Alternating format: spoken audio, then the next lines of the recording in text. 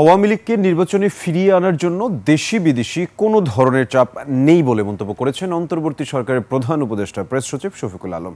সকালে মাগুরার ঢাকা রোড এলাকায় জুলাই শহীদদের স্মৃতিস্তম্ভ উদ্বোধনকালে তিনি বলেন, নির্বাচন কমিশন বারবার বলছে আওয়ামী লীগ আর নির্বাচন করতে পারবে না। দেশি বিদেশি কোনো ধরনের চাপ নেই আওয়ামী লীগকে নির্বাচনে ফিরিয়ে আনার জন্য, বরং সবাই বলছেন এত বড় খুন, এত হত্যাযজ্ঞ করেছে আওয়ামী লীগ, তারা জুলাই আগস্টে শত শত ছাত্র সাধারণ মানুষকে নির্বিচারে হত্যা করেছে।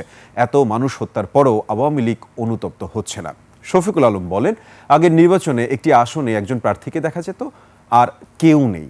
এমন একজন প্রার্থী থাকা আসনের ক্ষেত্রে আরপিওতে সংশোধনী আনা হচ্ছে, চাইলে না ভোটও দেয়া যাবে।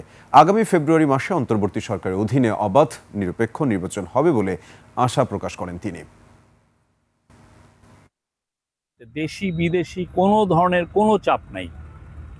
আমাদেরকে কেউ বলছেন না যে ওদেরকে ইলেকটোরাল প্রসেসে ফিরিয়ে আনো, বরং সবাই বলছেন, অবাক হচ্ছেন যে এত বড় খুন করেছে তারা, এত বড় হত্যাযজ্ঞ করেছে, এত ছেলে মেয়ে, বাচ্চা বাচ্চা ছেলে, এখানে যারা শহীদদের নাম আছে এখানে, তাদের বয়স কত ছিল?